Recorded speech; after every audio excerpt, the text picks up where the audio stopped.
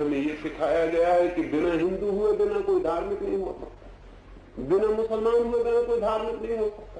और मैं आपसे कहता हूं कि जब तक कोई हिंदू है, जब तक कोई मुसलमान है, तब तक उसके धार्मिक होने की कोई संभावना नहीं।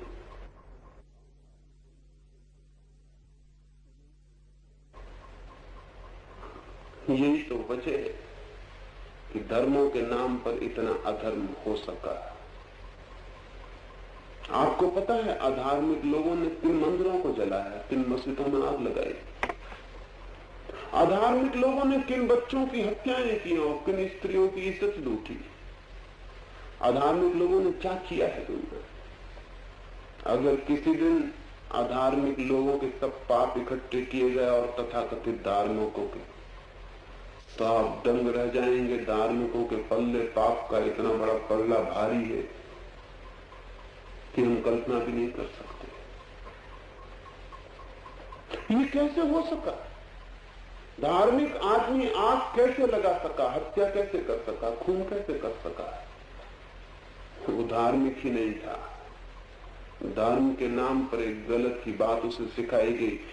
असली धर्म, जो मैं कह रहा हूं कि प्रभु की सरलता का धर्म व्यक्ति को अकेलापन सिखाएगा। नकली धर्म, झूठा धर्म, ईश्वर की कठिनता का धर्म व्यक्ति को भीड़ का हिस्सा होना सिखाएगा। और जो आदमी भीड़ का जितना हिस्सा हो जाएगा उतना ही ईश्वर को पाना कठिन हो जाएगा, क्योंकि भीड़ कभी ईश्वर तक जाती ही नहीं, कभी गई ही नहीं, कभी जा भी नहीं सकती। सुनी है कोई घटना कि 10-25 लोग सीधे परमात्मा के दर्शन को उपलब्ध हो गए?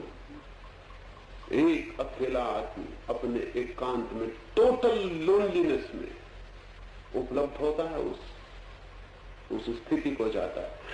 ईश्वर को कठिन बनाने के लिए जो तरकीबें काम में लाई गई, उसमें पहली तरकीब यह है कि धर्म को भीड़ के साथ जोड़ दिया गया, जो बिल्कुल ही गलत बात है।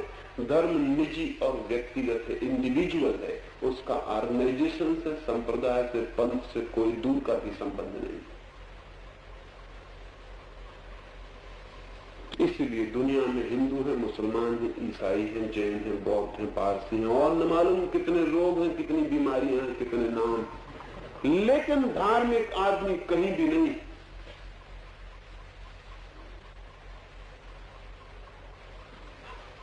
तो अगर परमात्मा की तरफ सरलता का अनुभव करना है तो पहली बात यह है, इस बात को समझ लेना ठीक से कि वो अकेले का साक्षात है। वहां आपका निजी मित्र भी आपके साथ नहीं जा सकता, आपकी पत्नी भी नहीं जा सकती, आपका बेटा भी नहीं जा